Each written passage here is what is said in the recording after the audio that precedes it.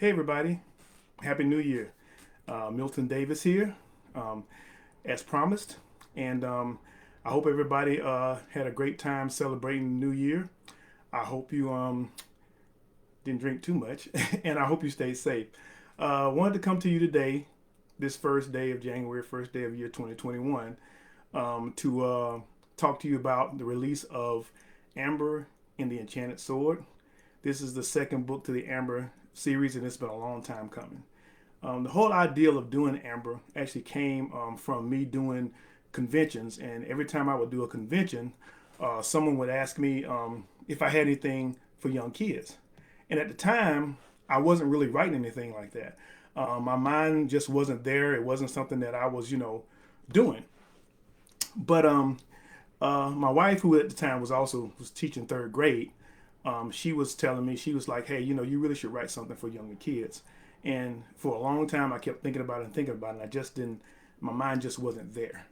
Then I came up with the idea of Amber, and it took me a while to write it. Unfortunately, it's one of those stories that didn't come easy to me because I was writing kind of like out of my comfort zone when I wrote it. But I finally got it done, and actually 7 years ago, in December, I released Amber in the Hidden City. I mean, and it did really well. The cover art actually probably did better than the book. Most of you people, most everybody who's seen it, this is the cover of the first book, Amber in the Hidden City, and more people are actually familiar with the cover art than they are with the book. The cover art was done by James Eugene, a fantastic artist, and we released it kind of way to break people into the whole Amber book, and it did a very good job. As a matter of fact, it went viral, and you've probably seen it in a number of different places with different kind of captions on it because it's a very inspiring piece of artwork. I wanted something that would reflect Amber seeing herself in a traditional African garb and show that connection between her as a young girl in Atlanta and her ancestry. And James did an excellent job at expressing that. So, like I said, it was 7 years ago when I released Amber in the Hidden City. And ever since that time, I've been working on a follow up story. And just like Amber, it's taken me a while. But last year, I decided to go ahead and push through it and say, hey, we're going to do this. And that's what we're doing. So I'm going to read you the first two chapters of Amber and the Enchanted Sword. And hopefully it'll get you guys interested and give you an idea of what Amber's going to be dealing with in this new adventure. Chapter 1. Amber and Basal sat face to face, staring at the tennis ball in Amber's palm. They were alone on the Clifton Academy soccer field bleachers, the fall sky dotted with wispy clouds. Basal's deep brown face was tight with concentration, but Amber's emotions were less focused. Her gaze kept drifting to Basal's eyes, light brown irises with flecks of gold. He had the prettiest eyes she'd ever seen on a boy. Amber, Basal said. What? She replied. You're supposed to be concentrating on the ball. Amber jumped. Yeah, that's right. She turned her attention back to the ball, her forehead furrowed with wrinkles. This isn't working, she said. It would if you focused, Basal replied. Amber wrapped her fingers around the ball, drew her hand back, and threw the ball by Basal's head. It bounced off the bleacher seats, across the track, then onto the soccer field. It's not my skill, she said. You said everyone is blessed with a certain nayama. Apparently levitation is not mine. It is, Basal said. You have to practice. Why do you believe so much? Amber asked. Because Master Jakata said it is in your capacity, Basal answered. Master Jakata could be wrong. Basal gasped. Master Jakata is never wrong. Amber shrugged. It's the first time for everything. I'm not going to sit here and listen to you insult Master Jakata, he said. I have soccer practice soon. I'll see you later. Basal picked up his books, then sauntered away. Amber watched him with mixed emotions. This was not the way it was supposed to be. She expected things to be tough at her new school, and it was. Making friends had not been easy. Her classmates and some of her teachers were upset by her presence and expected her to be behind the curve coming from a public school. She proved them wrong. which seemed to make them even more upset. Nothing like seeing your certainty smashed into little pieces, she guessed. And then there was soccer. The girls on her team had played together most of their lives. They were familiar with each other's strengths and weaknesses. Amber was an unknown, and none of them seemed eager to get to know her, except Brittany. The tall, lanky junior seemed out of place on the field, but she possessed a natural grace that reminded Amber of Jasmine. The rumor was Brittany was a soccer phenom from Puerto Rico. Maybe that was why she took to Amber. She wasn't threatened by her. Amber rubbed her temples. All this thinking was making her head hurt. Amber, catch! Amber looked up to see Basal throwing the tennis ball to her, and she caught it. Keep practicing, he said before turning and walking away. Amber opened her hand, then focused on the tennis ball. Rise up, stupid ball, she whispered. The tennis ball shimmered against her palm, then launched upward like a rocket into the clouds. Amber's eyes went wide with shock and glee. Hey, Basal, she shouted. Hey! She jumped up from the bleachers, running after him. Basal, I did it! Basal turned about, a smile on his face. Where's the tennis ball? She pointed up. Basal's smile faded. How high? Amber shrugged. I don't know. The moon, maybe? Basal smiled. I knew you could do it, but you must learn how to control it. Amber folded her arms across her chest. I'm still trying to figure out why you're so-called training me. Let me see you levitate a ball. Basal sighed. You know I can't. I need to go, and you do too. We'll talk about this tomorrow. Whatever, Amber said. She trudged to the girls' soccer field. Her teammates straggled in, talking and jiving with each other. Their conversations diminished as Amber approached. Hey, Amber! She turned to see Brittany jogging toward her, a soccer ball under her arm. Amber forced a smile to her face. Hey, Brittany. Brittany raised a hand for a high five, and Amber obliged. She knew then what bothered her about Brittany. She was trying too hard. What's up, girl? Brittany asked. Same old, Amber replied. Brittany sucked her teeth. I know that's right. Ready to show these kittens how to play football? Amber grinned despite herself. She was really trying not to like Brittany. Brittany opened her arm, dropping the ball. She kicked it up, then kneed it to Amber. Amber bounced it back with her head. Hey, Brittany said. What's up with you and Basal? Y'all like cousins or something? Amber stiffened and almost missed her turn passing the ball. We're friends, she replied. Friends? Or girlfriend-boyfriend? Amber hesitated. Why, she didn't know. Friends, I guess. Brittany frowned. Don't be guessing. I need to know. Amber cut her eyes at Brittany. Why? Brittany rolled her eyes. You need to ask? That boy is cute and fine. And a bit short for you, Amber replied. I'm not complaining, and I know he won't. Amber kicked the ball hard. It zoomed over Brittany's head. Sorry, she said. Not sorry, she thought. Brittany tried to retrieve the ball as Amber strolled to join the others. She ignored the tepid smiles and greetings of her teammates. Robinson, Coach Sandalwood called out. Amber turned her head toward the coach. Mary Sandalwood was a stocky-built woman with short red hair and pale freckled skin. In her youth, she'd been a no-nonsense defensive player and had the distinction of playing on the U.S. Olympic team, as well as a few years as a pro in Europe. Her personal style of play reflected in the team. They were known for their impenetrable defense and straightforward offense, a direct opposite of the style Amber was used to playing. Amber adapted, but it was obvious the coach had little use for her skills. Yes, Coach? Coach Sandalwood attempted to smile, which was like watching a snake try to shake hands. I want to try something different today, she said. I want you to play defense. Amber's mouth dropped open. Defense? I haven't played defense since elementary school. So you have some experience then? No.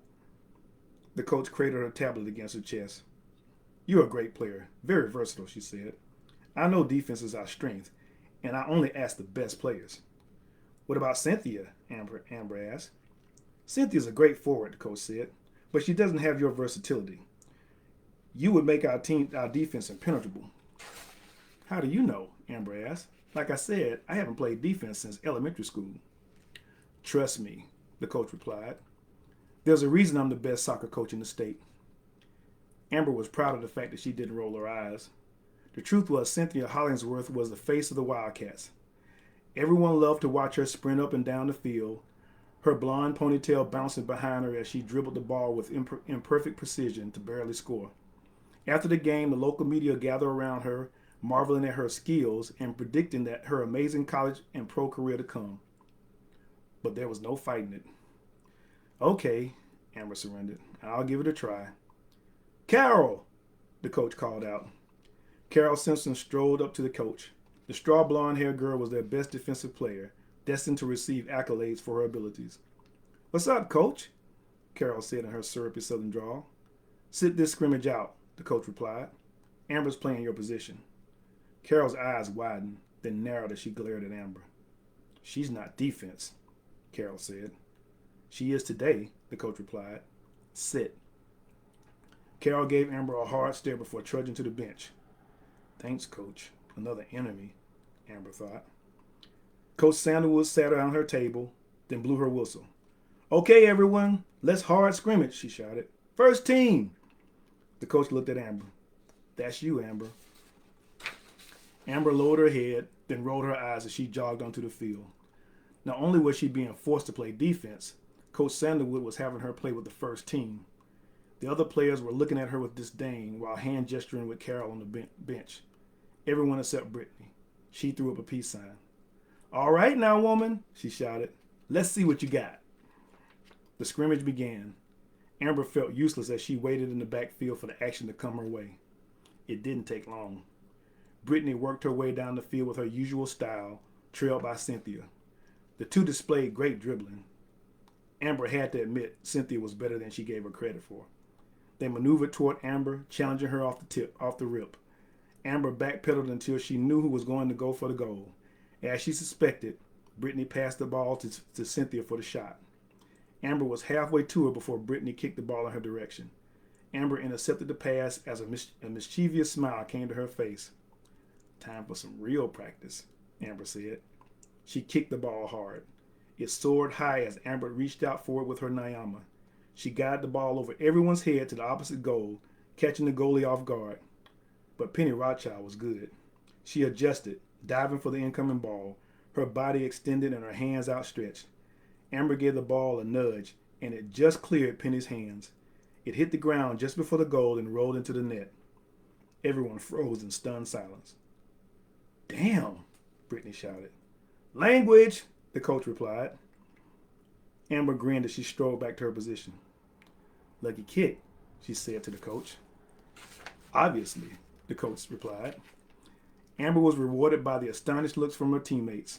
The rest of practice was as normal as practice could be, with Amber playing defense. She didn't do as bad as she thought she would. Cynthia and Brittany took advantage of her rusty skills, but Amber held her own at times.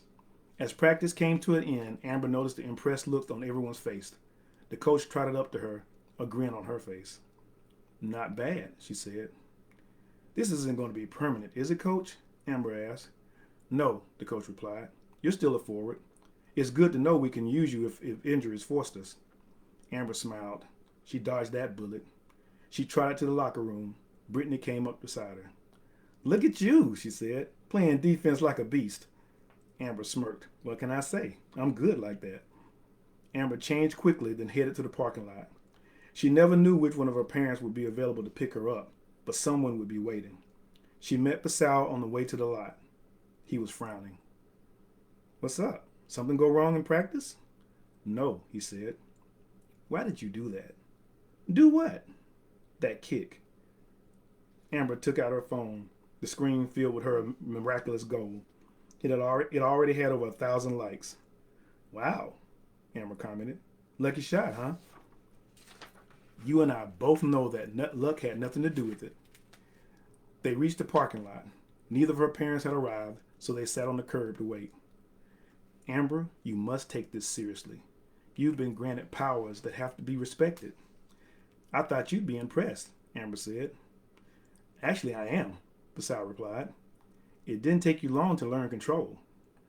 Why do you think that was so? Amber shrugged. I don't know. I was pissed that coach put me on defense. So, your emotions help you control your Nayama. That could be good and bad. I must consult Master Jakata about this. And just how do you do that? Amber asked. And why is he not talking directly to me? Basal looked uncomfortable.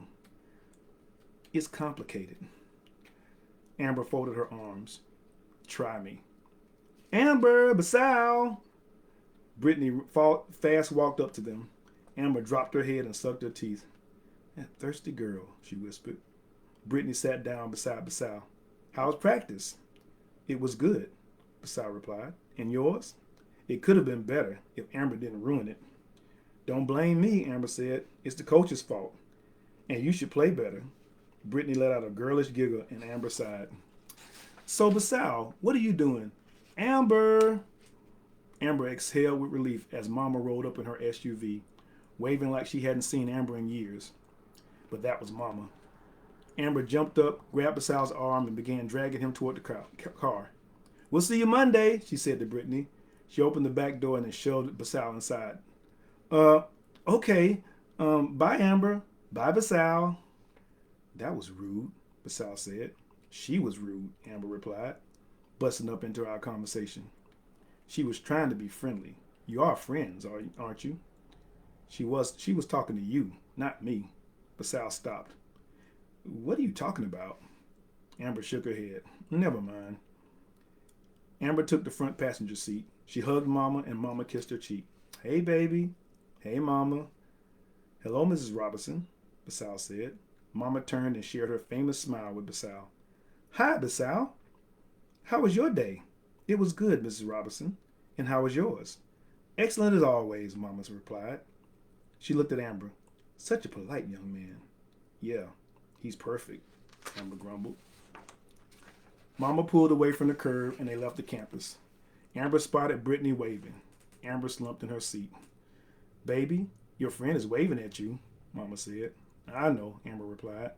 This ain't middle school. You can be so mean sometimes. I'm not mean, I'm honest. That's what mean people say. Amber kept quiet the rest of the ride to Basal's apartment complex while Basal and Mama chatted. She was in a bad mood, but couldn't put her finger on why. So many things were happening that she didn't like, but she was usually able to handle it all. But for some reason, she was finding coping more difficult.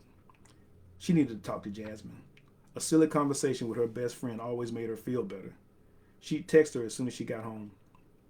Mama pulled up to Basal's complex. This was another mystery that needed solving. Basal lived alone. Who was paying the rent? How was he able to get enrolled in the academy without his parents' permissions? She had asked him more than once, but he didn't answer, and he would never let her visit. They always studied at her house, the library, or the Starlight coffee shop. Basal grabbed his backpack and exited the car. Thank you again, Mrs. Robinson. I hope you have a wonderful evening. Goodbye, Basal. Tell your parents I said hello. I hope to meet them one day. Basal's pleasant facade cracked, but only for a second. I hope so too, Mrs. Robinson. Basal hurried up the walkway into his apartment. Mama waited until he was inside before pulling away. Such a nice boy, she commented. Yes, he is, Amber replied. So you two are friends? Here we go, Amber thought. Yes, Mother, we're friends. Just friends. That's how it starts, Mama said. You know, me and your father were friends before we started dating. Now here we are. Well, Basal and I are really friends, Amber said. You and Pop were just pretending. But you're not best friends, Mama said. No, we're not best friends. You could do worse, Mama said. Much worse. I mean, he's a good-looking boy, always neat, he's polite, and he wears pants all up to his waist. I don't want to talk about this, Amber said. Okay, baby girl, turn on some music, some good music. For Mama, good music meant old music. Amber turned on the system. Mama's phone connected to a song by Prince and played. Amber relaxed. She didn't like much old school music, but Prince was cool. Why didn't Dad pick me up? She asked. Last minute meeting, Mama replied. You know how it is. She did. The good opportunities Mama and Dad received 2 years ago were a double-edged sword. On the one hand, there was more money. On the other hand, there was less together time. As much as they got on her nerves, she loved them both and enjoyed spending time with them. While her other friends were doing everything in their power to distance themselves from their parents, Amber still liked sitting at the kitchen table with them or going on vacation. Dad's car was in the driveway when they pulled up. The smell of garlic bread seeped into the garage and Amber's stomach grumbled. Somebody's hungry, Mama said. Amber laughed. Yes, I am.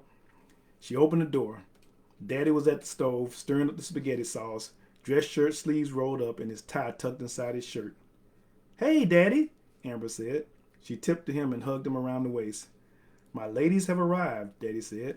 Dinner will be ready soon. Mama kissed Daddy on the cheek. Hey, baby, I'm so glad you decided to cook.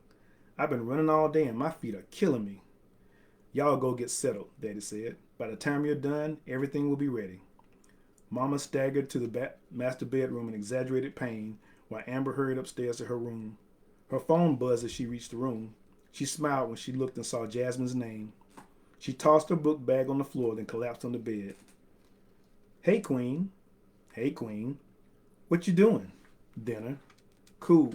Hit me back when you're done. I have much dirt to share. Outstanding. At least some things didn't change. She and Jasmine were as tight as ever. They would get together on weekends, at least on the days Jasmine wasn't hanging out with her boyfriend, Carlos. Amber shook her head. Never in a million years would she have imagined Jasmine with him. But Carlos had blossomed. He was no longer the gangly boy with the scary overbite and annoying voice. Time and the magic of dentistry had transformed him into a bae, as Jasmine called him. He still played video games too much in Amber's opinion, but when it came to boys, Amber's opinion never swayed Jasmine's decisions. Dinner's ready, Daddy called out. Amber hurried downstairs. She brushed by Daddy, took a plate from the cabinet, rushed to the pot of spaghetti and piled it on the plate. She took the lid off the sauce and drowned the spaghetti. When she turned around, Mama and Daddy stared at her, frowns on their faces. If anyone else saw you, they would think you hadn't eaten in a month, Daddy said. But it's just us, Amber said with a sweet smile. Daddy smiled back, then went to make his own plate. She gets it from you, Mama said. All that greediness. Guilty, Daddy replied as he filled his plate with noodles. Amber was almost done by the time Mama and Daddy sat down. Slow down, child, Mama said. That food ain't going nowhere. Got homework, Amber mumbled. She finished off the spaghetti, chomped through the garlic bread, then went to the sink to wash her plate. I'll get that, Daddy said. You go do your homework. Amber dropped her plate on the counter, then scurried up the stairs. And don't be on the phone with that Jasmine all night, Mama called out. I won't, Amber called back. Amber closed her door, then grabbed her phone from the dresser. She jumped and landed on her bed, then rolled onto her back. Amber. A warm sensation rushed through her and her eyes widened. She sat up, looking at her mirror. Her reflection shimmered then disappeared, replaced by the image of Grandma. Grandma! Amber jumped from the bed to the dresser, then grabbed the edges of the mirror. It's been so long. How are you? I'm fine, baby, Grandma answered. How are you? Are things going well with Basal? I'm good.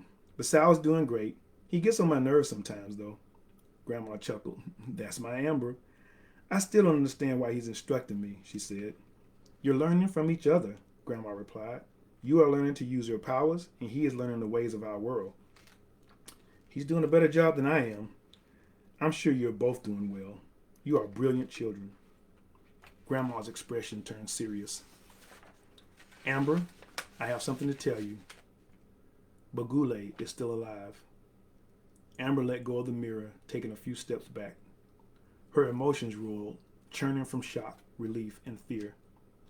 She was somewhat relieved that she had not killed someone, yet she knew if Bagule was alive, they were still in danger. Is he in the city? She asked. We wish it was so, Grandma replied.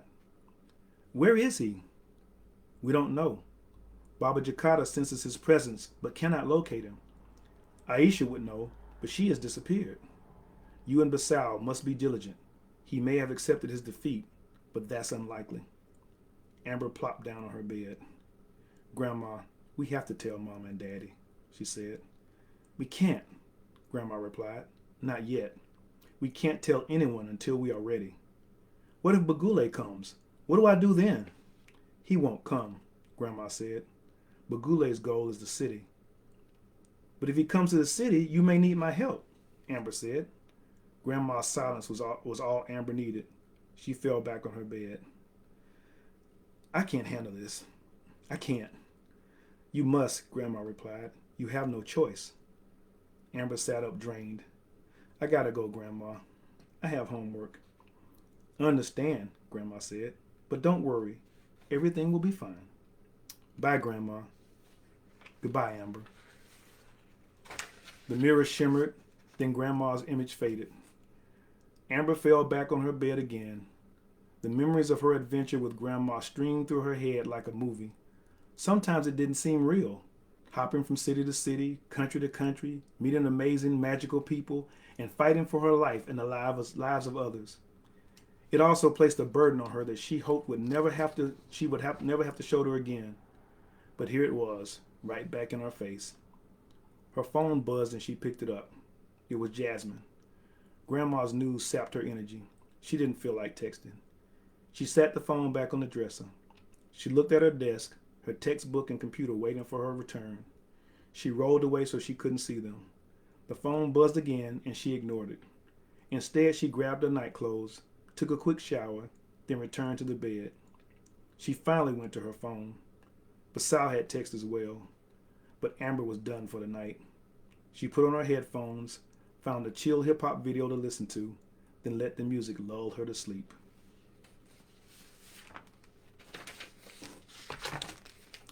Chapter 2. The man and woman strode the streets of Lagos with a confidence that did not match the simple clothing they wore.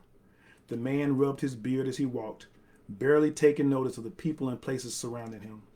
When he did, he frowned in disappointment. The woman was just the opposite, her observant gaze capturing every face and evaluating them as either harmless or a threat. It had been this way ever since they were together. They depended on each other, and now it was more important than ever. Bagule and Nialini adjusted to their new situation quickly. The first few days were a shock. Amber's blast did not kill them, but displaced them, dropping them into the middle of the lifeless sand and dunes. The first weeks were perilous. They managed to survive by Will and Nayama alone. Eventually they found people, and that's where their re-education began. The world outside Mirai had progressed far beyond the city in many ways, yet it was still the same in others. Their outfits did not attract as much attention as they expected. Many people still dressed in traditional clothing. They were destitute and for a time powerless. Bagule was distraught, thinking he had lost that which made him one of the most powerful people in Mirai. But gradually, his talents returned. Nialini was the first to adjust to their new circumstances. The poor of the outside world were not much different than those in Mirai, except their plight was more desperate. It was she who acquired new clothes for them, a place to stay, and eventually a means for income. Money was important in this world, much more than in theirs. It was also easy to gain if a person was determined and ruthless. There, Nialini pointed. Bagule frowned. Is this necessary? It's the fastest way to get to where we need to go. Nialini walked up to the machine and opened the door. You get in on the other side, she instructed. Bagule walked around the car as if it was some strange beast. He grabbed the handle and pulled it back. The door opened and he climbed inside. Nialini smiled as she reached over and pulled a strap across her chest. Seatbelt, she said. It keeps you from being thrown outside if we have an accident. Bagule looked concerned. Are we going to have an accident? Not if I can help it, Nialini replied. She buckled herself in, then pressed a button on the machine near the wheel. The car roared to life. Fascinating, Bagule said. Close your door, Nialini instructed. Bagule pulled his door shut. Are you sure this thing will get us to Songhai? I'm sure. It's much faster than a camel and more comfortable, too. It's a machine, Bagule replied. It may fail. It might, but if it does, we'll find other means. Such as a camel? Nialini frowned. If we must. Bagule folded his arms. When I claim Mirai, These things will not be allowed in the city. As you wish, Neelini put into the Lagos traffic. But for now, we will use what we can. Bagule frowned again. Their time beyond the walls of the city had changed. Had changed Neelini, but not for the better. He would have to keep a closer eye on her. Neelini pressed another button, and the cool air filled inside the vehicle. Bagule smiled. Until then, I will enjoy the luxury. They flowed with the congested traffic. Neelini focused on the road with her natural intensity, while Bagule observed the people. The world had changed drastically, but people were the same. This made what he planned easy. Outside Mirai, he wasn't deterred by Jakata's restrictions. Although his power was drained after their confrontation with that insufferable girl Amber, he quickly recovered. It was then that he realized the barrier surrounding the city was not only a gate, it was also a cage that muted the powers of those trapped inside. Bagule never felt as powerful as he did at that moment, and his abilities increased daily. The people filling the street did not interest him because of their garb and their manners. They interested him because of what hid among them. Stop the car, he said. I can't, Neelini replied. We're in the middle of traffic. Bagule opened his door and began exiting the car. Bagule! Neelini slammed on the brakes, halting the car before Bagule's foot touched the pavement. He marched to the sidewalk, ignoring the curses and glares of the other drivers. He pushed into the crowd until he stood before a young man dressed in a smart Atiku shirt and matching pants, dark shades hiding his eyes. The man stepped away from Bagule and took off his shades, his face reflecting his anger. What's wrong with you? He said. What do you want? Bagule grinned. I know what you are. The man's face calmed. What do you mean what I am? You're crazy. Get away from me. You should be more respectful, Jin, Bagule said. The man's face went slack. Come with me, Bagule said, or everyone else will know as well. Bagule returned to the car and climbed back into the passenger seat. Neelini glared at him. What did you? The rear door to the car opened, and the man Bagule accosted entered. Neelini spun around. Who is this? What is your name, Jin? Bagule asked. The man glared at Neelini and Bagule. Oye, he said. Bagule turned to look at the man. What is your Jin name? That is not your concern, he said. What do you want? Are you familiar with the city of Mirai? Oye laughed. Of course I am. It was once a grand city. It was destroyed hundreds of years ago. Why? What if I was to tell you that Mirai still exists and that it has been hidden from the world since that time? Oye folded his arms. That's impossible. Nayama that powerful doesn't exist anymore. If Mirai was still here, we Jin would know. It was Bagule's turn to laugh. It seems the Jin are not as sensitive as they once were. Mirai is alive and well. I can assure you of that. How? Because we are from Mirai, Bagule answered. Impossible, the man said. You're crazy, the both of you. I'm leaving. The Jin reached for the door, then froze. He tried to grab the door handle, but his hand would not move. He stared at Bagule.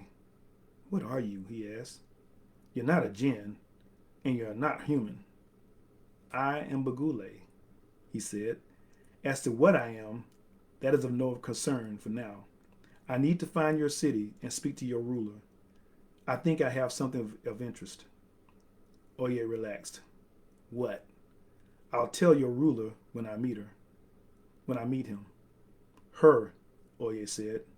Mansa Nyima has no patience for humans. There is no way that will happen, Oye said, unless you bring something of value to her. And what would that be? Gold? Oye laughed. Gold is like sand to her. There is only one item that would get you an audience with her. And what is that? The sword of Soni Ali, Oye said. Bagule rubbed his chin. I thought so. That is why we traveled to Songhai. Oye's eyes went wide and he laughed again. Maybe you are from Mirai. There is no Songhai. The old kingdoms don't exist anymore. Bagule grinned. Are there people who still call themselves Songhai? Yes, Oye answered. Then the kingdom lives. I suspect we will find many of them that still live in the region. Then I wish you luck, Oye said. Now will you let me go? You may leave, Bagule said. The djinn slowly reached for the door handle. He grinned when he was about to touch it. I wish you luck, sorcerer of Mirai, he said. It's been a long time since a human attempted to visit the Mansa. I think she might be happy to see you after all, especially if you have the sword. I will have it, Bagule said. You can be assured of it. Oye opened the door and exited the car. Was it wise to let him go? He will tell other jinn about us, Bagule said. The word will eventually reach their Mansa. That may not be good for us. It will, Bagule replied. Jinn are greedy creatures. They will search for the sword and they will seek Mirai. Both will serve my purpose. Our only challenge is to find the sword before they do. Will we? Neolini said. Of course, Bagule replied. And that was chapters 1 and 2 of Amber and the Enchanted Sword. Now, like I told you before, Amber and the Enchanted Sword are now available for pre-order. Well, is now available for pre-order. Sorry. So all you have to do is go to my site and follow the link that I'm putting into the comments right now. And you can pre-order the book. It's at a special price. And today, if you order it, you'll get free shipping once the book is available. The book will be available on February 1st. So if you pre-order today, your book will be shipped on February 1st. Thank you, everybody, for coming. Thank you for coming. I hope you enjoyed the reading. I hope it got you interested in what's to come. And continue to have a great New Year's Day. See you guys soon. Peace.